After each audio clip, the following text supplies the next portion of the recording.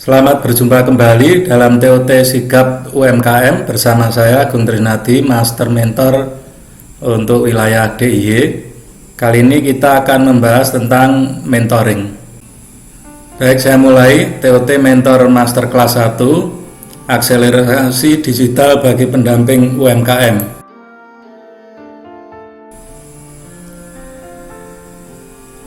Adapun yang akan kita bahas antara lain, pertama adalah mentor masterclass ditujukan untuk meningkatkan kemampuan diri dalam menajamkan kemampuan mentoring bisnis secara digital melalui pemanfaatan platform micromentor.org dan edukukm.id.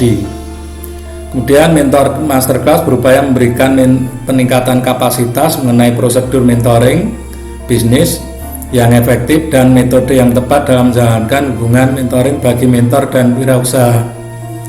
Yang ketiga, materi bersifat pengarahan berdasarkan praktek terbaik mikromentor lebih dari 10 tahun berjalan. Mentor masterclass berorientasi pada memecahkan tantangan dalam mentoring bisnis, khususnya dalam menghadapi dunia digital. Pengalaman adalah pembelajaran terbaik, oleh karena itu diskusi dan problem solving dibutuhkan dalam beberapa sesi workshop. Metode yang akan kita gunakan dalam mentor masterclass ini, yang pertama saya ingatkan bahwa Anda sudah terdaftar di platform Micromentor dan pastikan Anda terdaftarnya sebagai mentor. Kemudian Anda harus mengikuti seluruh sesi dari awal sampai selesai. Kemudian pemateri akan memberikan paparan melalui presentasi dan ruang diskusi. Peserta dapat mengajukan pertanyaan di akhir sesi. Peserta juga diharapkan aktif. Nah, silabus yang kita pakai dari pertemuan 1 dan pertemuan 2 adalah seperti ini: pendekatan pendampingan, mentoring bisnis, tentang mentee, tentang mentor, mentoring bisnis digital dalam menyambut transformasi digital UMKM, kemudian siklus hidup mentoring digital. Untuk pertemuan sesi yang 2 itu antara lain membangun kepercayaan, platform Mikromentor Indonesia, platform edukukm.id, kemudian menetapkan target mentoring melalui masa-masa sulit, kemudian melanjutkan dan mengakhiri. Tentang pendekatan pendampingan. Pendekatan dalam pendampingan, kalau kita lihat di sini ada bagan atau grafik. Ini di sumbu yang vertikal itu tentang kemampuan yang didampingi. Jadi ini tentang kemampuan mentee. Kemudian yang sumbu horizontal itu kemauan yang didampingi atau kemauan mentee. Jadi yang ke atas atau vertikal itu kemampuan, sementara yang horizontal itu kemauan. Dari dua faktor tersebut bisa kita lihat bahwa ada tipe mentee yang kemauannya rendah dan kemampuannya rendah, maka yang dibutuhkan adalah mentor itu sebagai director, jadi mendelegasikan atau memberi perintah. Nah, kemudian ketika kemampuannya rendah namun kemauannya tinggi, itu yang dibutuhkan adalah mentor atau yang dibutuhkan adalah mentoring. Nah, ketika kemampuannya tinggi tapi kemauannya rendah, jadi mungkin lagi down atau gimana, itu mentee itu membutuhkan mentor sebagai motivator, jadi sebagai konselor, jadi tempat untuk konsultasi atau memberi motivasi. Nah, kalau dua-duanya tinggi, jadi kemampuan dan kemauan tinggi, maka mentor akan bertindak sebagai coach yang akan menggali potensi dan kemampuan dari mentinya. Nah, pendamping itu ada di tengahnya, jadi gabungan sebagai director, mentor, motivator, dan coach. Kemudian tentang karakteristik pendamping. Pendamping sebagai direktur seperti tadi yang dijelaskan itu adalah mendelegasikan. Jadi fokusnya adalah rencana selesai, berperan memberikan tugas agar target tercapai. Dampaknya bisa meningkatkan kekuatan fisik, intelektual, dan interpersonal. Kemudian ada mentor, yaitu membimbing. Itu fokusnya itu membangun keterampilan dan pengetahuan, berperan meningkatkan kapasitas, bagaimana cara bergerak menuju sasaran dengan target yang disepakati. Dampaknya akan meningkatkan kemampuan intelektual dan interpersonal. Pihak yang didampingi memperoleh pengetahuan untuk diaplikasikan dan menajamkan kemampuannya dalam memecahkan masalah.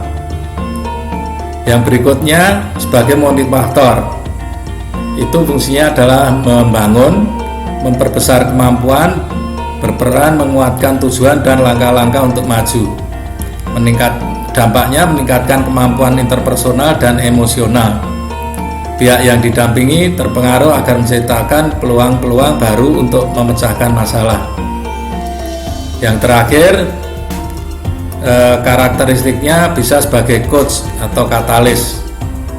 Fokusnya untuk menanamkan nilai dan perspektif, berperan menciptakan dan agenda perubahan melalui kesadaran diri, visi, dan tujuan pihak yang didampingi. Itu akan berdampak untuk meningkatkan kemampuan emosional dan interpersonal. Pihak yang didampingi diarahkan untuk dapat mengintegrasikan hubungan permasalahan dengan nilai-nilai pribadi sehingga dapat memecahkan masalahnya sendiri. Yang berikutnya adalah mentoring bisnis. Mentoring bisnis yang efektif antara lain, mentoring bisnis yang efektif terjadi ketika sebuah kolaborasi tercipta, yaitu saat kedua belah pihak sepakat bekerja menuju tujuan bersama melalui hubungan yang terstruktur untuk mengatasi tantangan usaha dan mencapai perkembangan usaha. Individu yang lebih berpengalaman disebut sebagai mentor dan individu yang membutuhkan pengalaman disebut sebagai mentee. Adapun tahapan mentoring bisnis yang efektif itu ada 5 tahap. Yang pertama, memahami permasalahan dan tantangan yang dihadapi wirausaha atau mentee. Kemudian bersama-sama menyiapkan rencana aksi. Jadi bersama-sama ya, ini antara mentor dan mentee, bukan hanya satu pihak. Kemudian memformulasikan ide untuk menyusun strategi bisnis. Yang berikutnya bersama-sama mengatasi rintangan. Jadi setelah diaplikasikan pasti akan ada rintangan. Setelah mengatasi rintangan, yang berikutnya adalah mengkaji atau mengevaluasi pelaksanaan rencana aksi dan menyampaikan umpan balik. Ketentuan mentoring bisnis. Kualitas yang harus dimiliki dalam hubungan mentoring itu antara lain menjunjung rasa saling menghormati dan percaya, serta berlandaskan kejujuran, didasari oleh kepentingan yang tulus dan kerelaan hati tanpa paksaan demi terwujudnya pertumbuhan usaha. Kemudian terdapat harapan yang jelas dan tujuan yang dikomunikasikan dengan baik dan gamblang. Yang terakhir adalah memiliki kesabaran dan pemikiran yang terbuka. Jadi ini yang paling penting adalah berlandaskan kejujuran, saling percaya, saling menghormati, dan tujuannya jelas dan gamblang. Kemudian yang tidak kalah pentingnya adalah komunikasi harus terjalin dengan baik. Nah, yang tidak boleh ada itu antara lain segala bentuk hasutan, pertukaran transaksi finansial selama hubungan mentoring, pengungkapan informasi rahasia, pemberian saran atau informasi oleh seseorang yang tidak memiliki kualifikasi yang tepat. Jadi sebagai mentor dia harus menyadari keahliannya apa. Dia tidak bisa memberikan saran atau informasi untuk sesuatu yang tidak dia kuasai. Kemudian tidak diperbolehkan untuk memberikan harapan yang tidak realistis mengenai kontribusi pihak lain, terutama diantaranya hasil kerja, komitmen, waktu, dan jangka waktu keseluruhan. Selanjutnya kita bahas tentang menti. Pengertian menti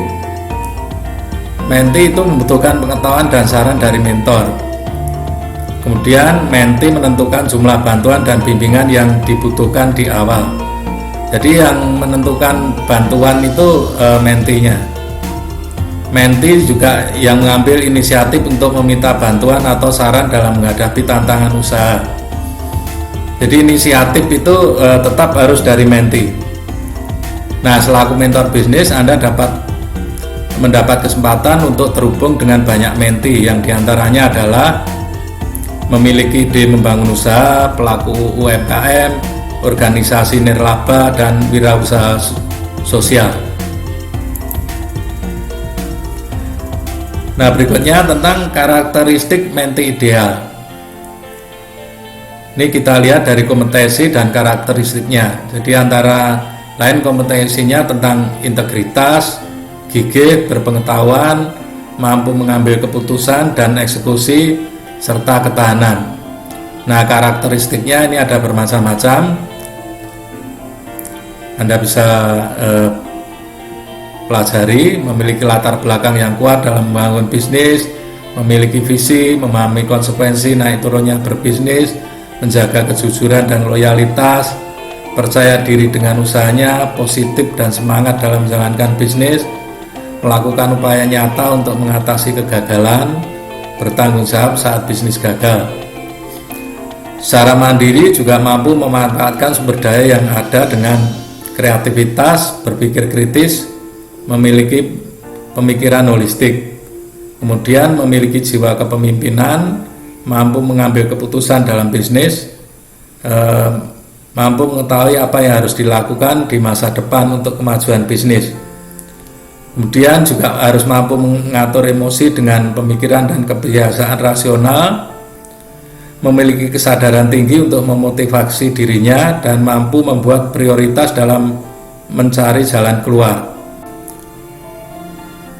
Kemudian masih ada lagi untuk karakteristik menti yang tak kalah pentingnya, yaitu berjejaring dan beradaptasi.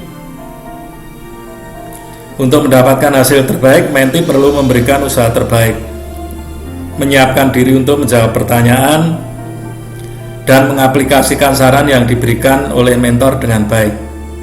Mentor perlu mendampingi menti untuk mengembangkan karakteristik tersebut. Jadi di sini tugas seorang mentor adalah mendampingi mentinya itu untuk mengembangkan, mencapai karakteristik menti yang ideal. Kemudian bantuan apa saja yang dibutuhkan menti? Ini bermacam-macam. Keahlian yang paling dibutuhkan itu biasanya dari memulai usaha sampai periklanan dan promosi. Kemudian ada banyak tantangan utama. Jadi bagaimana mengimplementasikan rencana bisnis sampai bagaimana beriklan secara efektif. Manfaat menjadi menti antara lain adalah bisa mendapatkan ide dan cara berpikir yang baru, mengembangkan keterampilan dan pengetahuan yang baru, kemudian memiliki panduan untuk pengembangan diri, memiliki visibilitas dan pengakuan usaha, kemudian berjejaring dan menambah peluang yang pada akhirnya adalah pengembangan usaha. Baik, berikutnya tentang mentor.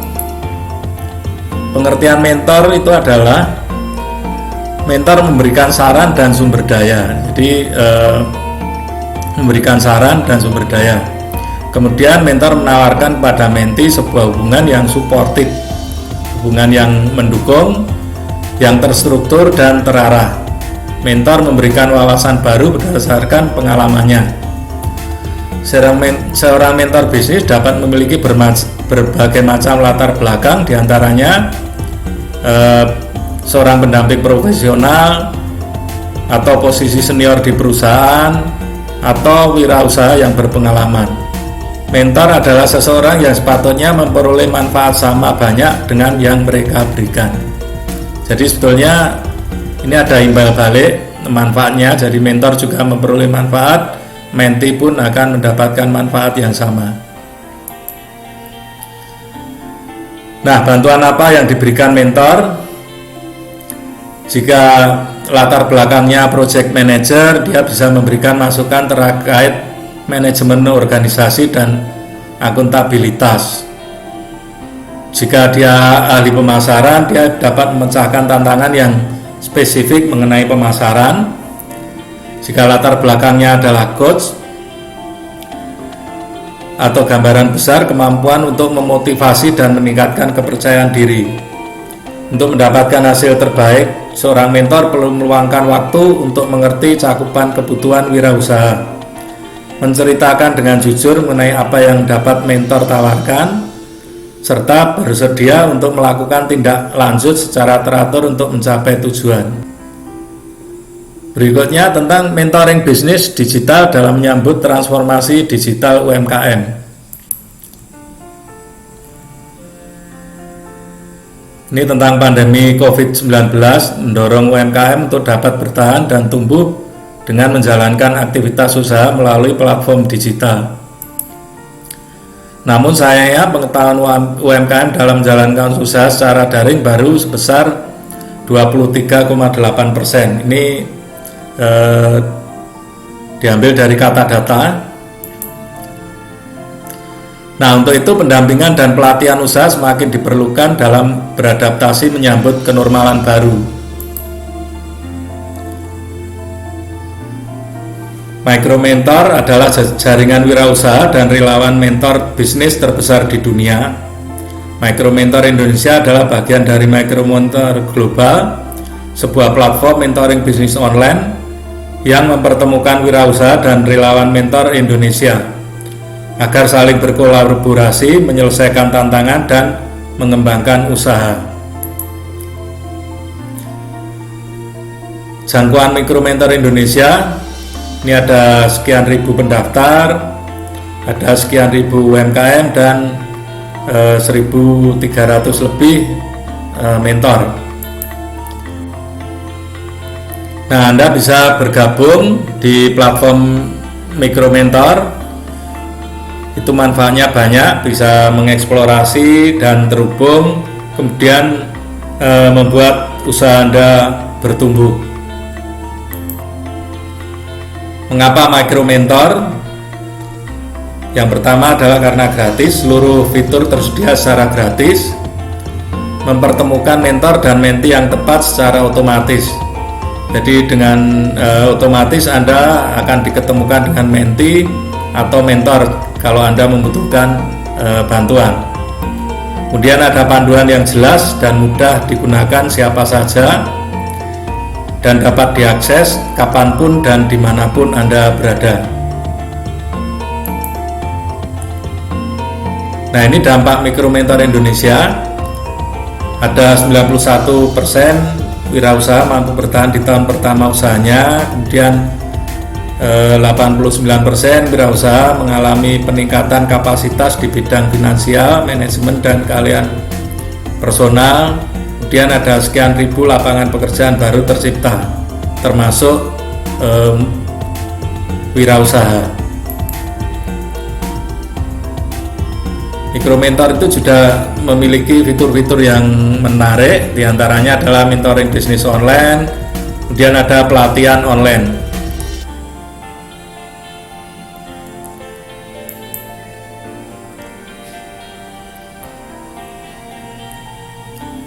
Ini fitur Micromentor Indonesia tentang pelatihan online. Ini bisa terhubung dengan platform e-learning KUKM, disediakan untuk para UMKM agar dapat meningkatkan kapasitas dan naik kelas. Dalam platform ini para UKM dapat mengakses beragam kelas online, modul, dan video pembelajaran dari Kementerian Koperasi dan UKM RI. Jadi Anda melalui Micromentor ini bisa terhubung dengan e-learning Kementerian Koperasi dan UKM atau edukukm.id. Berikutnya tentang siklus hidup mentoring digital. Siklus hidup mentoring digital, jadi meski tidak ada pola hubungan mentoring yang berlangsung sama persis, namun secara umum hubungan mentoring akan melalui 4 fase sebagai berikut. Menjaga hubungan agar tetap berada di jalur ini akan membantu memastikan proses mentoring berlangsung secara terarah dan sesuai kerangka waktu yang disepakati. Jadi siklusnya adalah antara lain fase pertama itu membangun kepercayaan. Setelah kepercayaan terbangun, menuju ke fase kedua itu mengeksplorasi beragam kemungkinan. Jadi kemungkinan apa saja dieksplorasi, kemudian setelah diimplementasikan pasti akan ada masa-masa sulit. Ini fase ketiga itu melalui masa-masa sulit. Nah, setelah berhasil melalui masa-masa sulit dan mentoring itu akan diputuskan di fase keempat ini. Jadi siklus mentoring sudah selesai, tinggal apakah melanjutkan siklus atau mengakhiri hubungan atau bermitra. Proses mentoring bisnis. Proses mentoring bisnis ini secara umum namun tidak terbatas pada mentoring secara digital, meliputi diskusikan tujuan mentoring, persiapkan rencana pencapaian tujuan, kemudian prosedur follow up-nya, dan mengimplementasi rencana.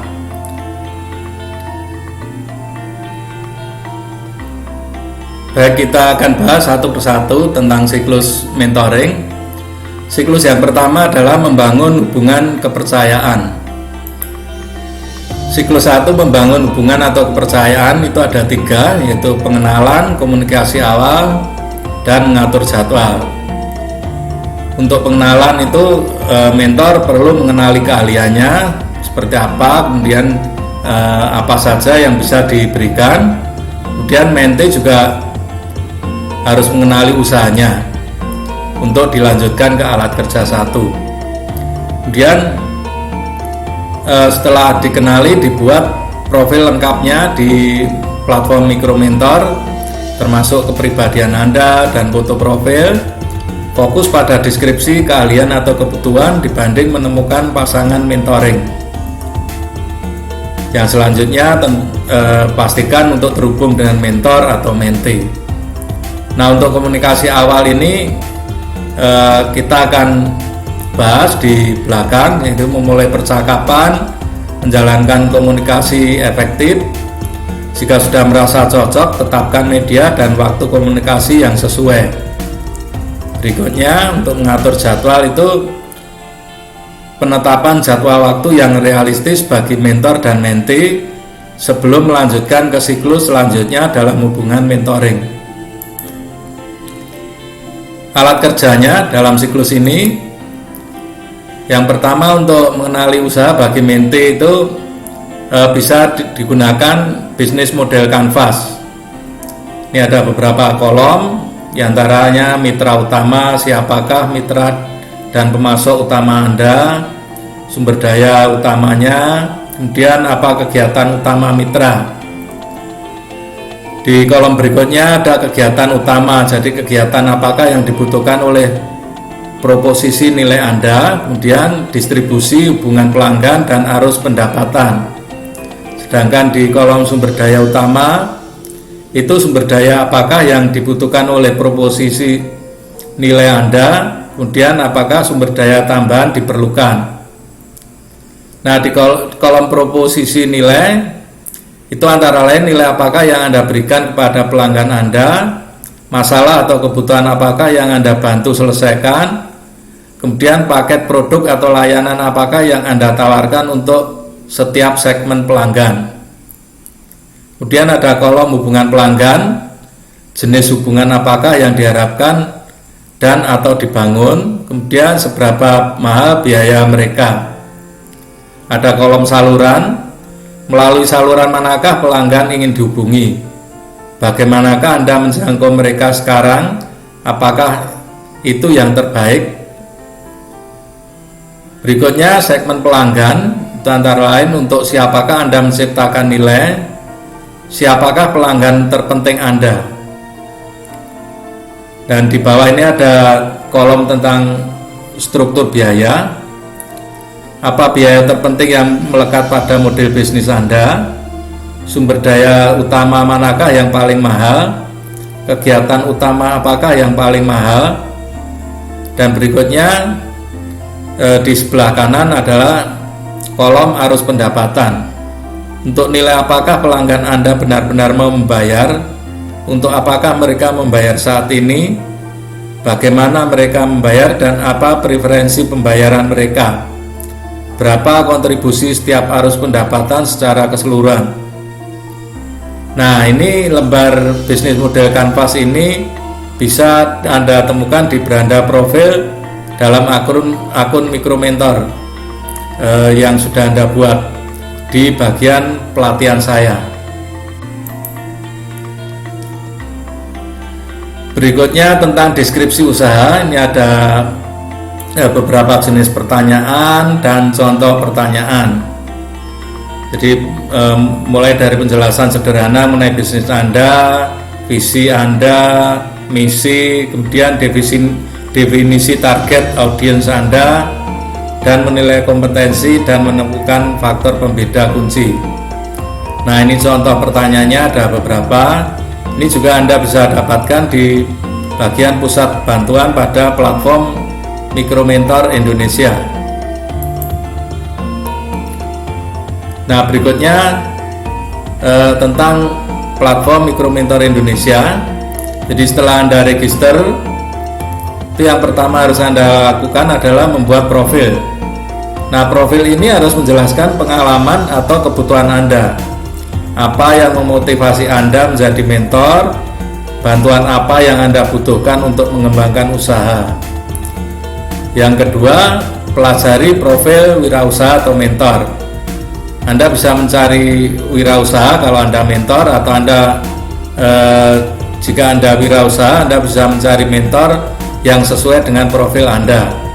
Luangkan waktu untuk mempelajari profil mereka. Nah, setelah Anda menemukan yang cocok, Anda bisa memulai percakapan. Ketika Anda telah menemukan wirausaha atau mentor yang mungkin cocok untuk Anda, saatnya mulai percakapan. Ceritakan mengapa mereka sesuai dengan profil Anda. Jika percakapan sudah Anda lakukan dan cocok, tahap berikutnya adalah memulai mentoring.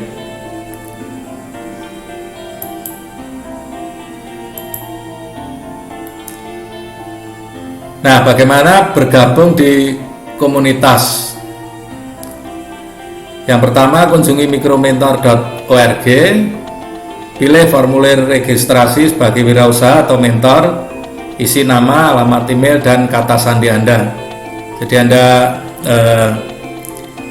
gabung di komunitas Mikromentor atau di platform Mikromentor ini, registernya adalah dengan mengisi formulir seperti ini. Anda bisa memilih sebagai wirausaha atau sebagai mentor, atau Anda juga bisa dua-duanya. Anda bisa sebagai wirausaha dan mentor. Kemudian klik kotak untuk menyetujui ekspektasi komunitas. Ini ada persetujuan baik sebagai wirausaha maupun mentor. Nah, berikutnya adalah melengkapi profil seperti yang disebut di awal tadi, unggah foto profil, masukkan nomor telepon, dan jawab pertanyaan yang lain. Kemudian penilaian mandiri wirausaha. Nah, ini kalau Anda mendaftar sebagai wirausaha, Anda bisa menilai diri Anda sendiri secara mandiri atau usaha Anda secara mandiri. Karena ini akan penting bagi mentor untuk mengenali Anda dan akan memberi bantuan seperti apa. Nah, ini contoh profil yang lengkap. Ini profil wirausaha yang sebelah kiri, profil mentor sebelah kanan. Ini lengkap sekali, ada penilaian mandiri, ada keahlian yang diminta, ada pengalaman, ada foto dan biodatanya. Nah, bagaimana mencari wirausaha atau mentor di platform Micromentor? Itu Anda bisa menggunakan fitur penyaringan. Anda bisa temukan dan terhubung dengan wirausaha atau temukan dan terhubung dengan mentor. Micromentor akan menunjuk daftar wirausaha atau mentor yang sesuai dengan relevansinya dengan profil Anda. Jadi tadi pentingnya dalam mengisi profil lengkap itu Anda akan dipertemukan dengan wirausaha atau mentor sesuai dengan profil yang Anda butuhkan. Nah, berikutnya Anda bisa memulai percakapan, ciptakan kesan pertama yang baik. Ini contoh pesan untuk mentor. Halo Bapak Ibu, nama saya dan saya adalah pemilik usaha dari bla bla bla, sebuah usaha yang bergerak di bidang dan bertujuan. Setelah mengulas profil Anda, saya meyakini bahwa organisasi kami dapat menerima manfaat yang besar dari kemampuan profesional Anda, terutama dalam area pemasaran daring dan komunikasi dan sebagainya. Jadi Anda bisa membuat pesan untuk calon mentor yang Anda harapkan untuk bisa mendampingi. Nah, berikut ini adalah dashboard profil. Ini adalah tampilan dashboard profil pengguna. Anda dapat menemukan informasi mengenai daftar percakapan serta daftar pertanyaan dan jawaban. Micromentor Indonesia baru saja menambahkan fitur pelatihan saya, di mana pengguna dapat mengakses beragam pelatihan bersertifikat internasional mengenai mentoring bisnis dan keamanan siber. Kemudian ada forum tanya jawab. Ini tempat diskusi seluruh anggota komunitas. Anda bisa punya kesempatan untuk berinteraksi dengan wirausaha atau mentor sebelum memulai hubungan mentoring one by one.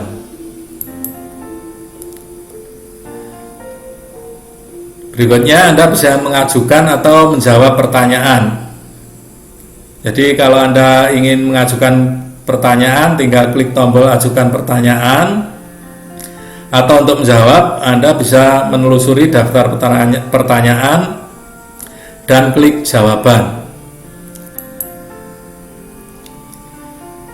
Nah, yang ketiga adalah e-learning Kementerian Koperasi dan UKM, edukukm.id. Ini bisa Anda akses melalui platform Micromentor di bagian pelatihan saya. Layanan yang tersedia dalam edukukm ini bermacam-macam. Jadi ada kelas e-learning, ada kelas online, ada video pembelajaran, ada artikel terbaru. Jadi artikel untuk UKM yang sangat menarik dan mungkin sangat dibutuhkan. Untuk registrasi di edukukm, Anda bisa mengklik tombol berwarna kuning untuk daftar atau masuk. Kemudian Anda akan diarahkan menuju halaman ini untuk mengisi formulir dan melengkapi registrasi.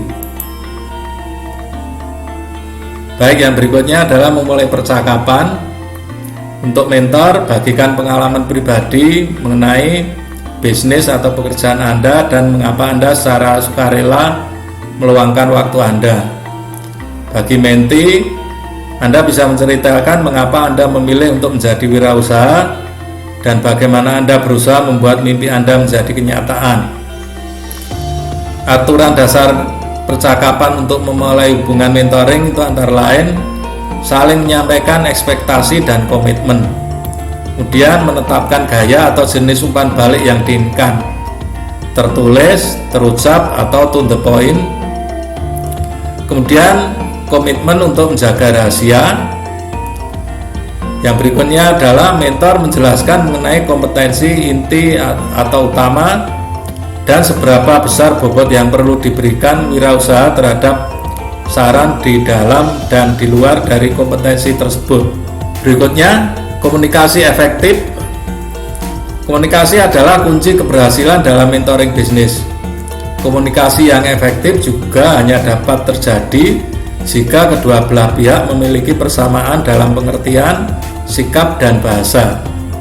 Sebuah komunikasi dikatakan efektif apabila bisa diterima dan dimengerti, pesan disetujui oleh penerima, pesan ditindaklanjuti dengan perbuatan, kemudian tidak ada hambatan untuk menindaklanjuti pesan yang dikirim. Kita lanjutkan dengan siklus kedua, menetapkan tujuan.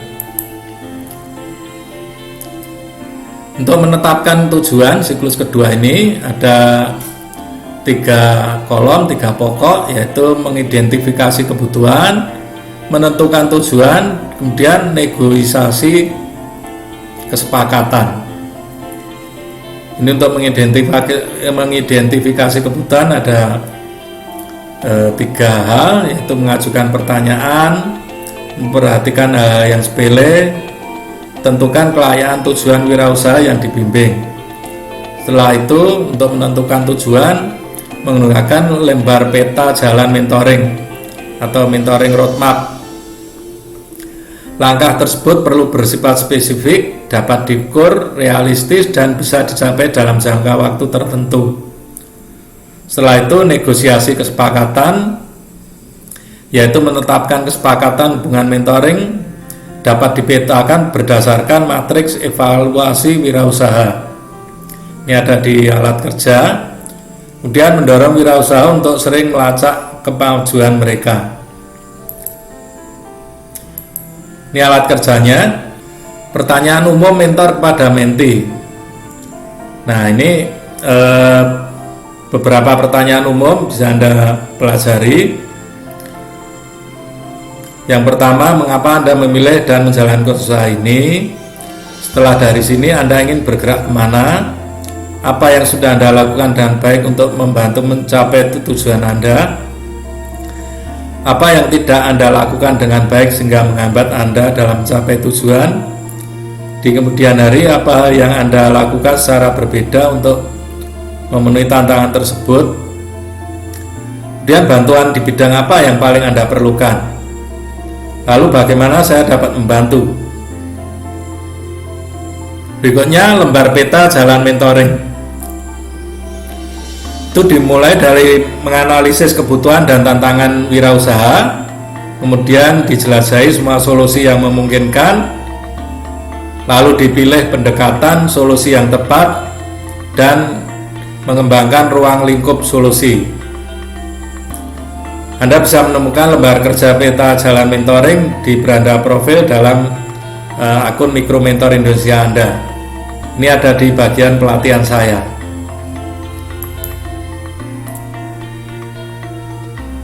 Berikutnya, matriks perkembangan wirausaha. Ini ada 3 kelompok. Itu untuk membantu menganalisis kondisi usaha saat ini, membantu menetapkan target dan strategi, membantu mengevaluasi perkembangan. Nah, lembar ini bisa Anda dapatkan juga di beranda profil di akun Mikro Mentor Anda di bagian pelatihan saya.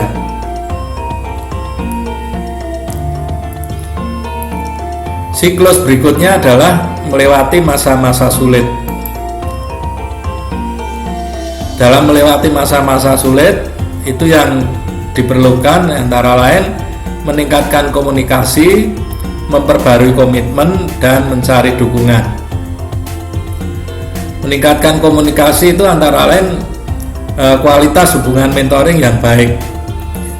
Ini ada alat kerjanya. Kemudian hubungan mentoring jarak jauh, memberikan umpan balik yang baik bagi mentor. Nah, dalam memperbarui komitmen itu bisa mengevaluasi hubungan mentoring yang sedang berjalan dan memperbarui komitmen. Berikutnya, kemungkinan untuk mencari dukungan. Jadi mencari pihak eksternal yang memungkinkan untuk membantu memecahkan masalah di masa-masa sulit. Termasuk jika di dalam platform Micromentor, maka Anda bisa menghubungi bantuan@micromentor.org. Nah, alat kerjanya untuk kualitas hubungan mentoring yang baik, menti harus bersikap asertif, komunikasi, punya rasa ingin tahu, kemudian sabar dan punya kesiapan, kemudian memiliki ketepatan waktu dan kesadaran diri. Nah, mentor itu harus mendengarkan dengan aktif, jelas dalam penyampaian, dan peka. Sebenarnya hubungan mentoring tidak rumit, tetapi membutuhkan kecerdasan emosi. Jika hubungan mentoring jarak jauh, ini ada beberapa tips. Jadi luangkan waktu lebih banyak untuk membangun hubungan mentoring, buat perencanaan dan perkuat komitmen, mendengarkan secara aktif, gunakan teknologi yang nyaman digunakan, bisa dengan aplikasi video chat atau apa yang bisa disepakati mentor dan mentee. Luangkan waktu lebih untuk memahami perbedaan bisnis dan budaya di tempat domisili pasangan mentoring Anda. Anda dapat memahami lebih lanjut dalam alat dimensi budaya di Guild.td. Kemudian antisipasi kebutuhan untuk melakukan komunikasi dengan zona waktu berbeda. Lalu berkomunikasi secara berkala dalam jeda setiap pertemuan untuk berbagi informasi atau mengecek kondisi. Catat rincian yang tidak dimengerti dalam percakapan telepon untuk ditindaklanjuti kemudian. Ini alat dimensi budaya. Jika Anda melakukan hubungan mentoring lintas budaya atau lintas negara, perhatikan preferensi budaya negara rekan Anda untuk bahan perbandingan. Ini antara lain jarak kekuasaan, individualisme versus kolektivisme, maskulinitas versus femininitas, penghindaran ketidakpastian, orientasi jangka panjang versus orientasi jangka pendek, kesenangan versus pembatasan. Yang nomor 11, memberikan umpan balik bagi mentor. Latihlah kemampuan ini agar Anda lebih efektif dalam membantu wirausaha untuk bertumbuh. Jadi Anda perlu melatih untuk membangun rasa saling percaya, terbuka, berkomunikasi secara berkala, transparan, kemudian menceritakan pengalaman pribadi dan minta umpan balik sebagai balasan. Anda juga harus memahami tentang cara pendekatan dalam memberikan umpan balik. Kemudian pandulah wirausaha menemukan ilham atau jawaban atas permasalahannya sendiri dan tetaplah rendah hati. Kemudian senantiasa mengingatkan bahwa hubungan mentoring adalah sebuah proses. Siklus keempat atau siklus terakhir adalah mengakhiri siklus. Dalam mengakhiri siklus itu ada 3 hal, yaitu merayakan pencapaian, menentukan langkah selanjutnya, dan mengakhiri hubungan mentoring. Merayakan pencapaian ini meninjau hubungan mentoring dan merayakan pencapaian atas semua tujuan. Ini mentoring sudah selesai dan ada peningkatan pencapaian, kemudian perlu dirayakan.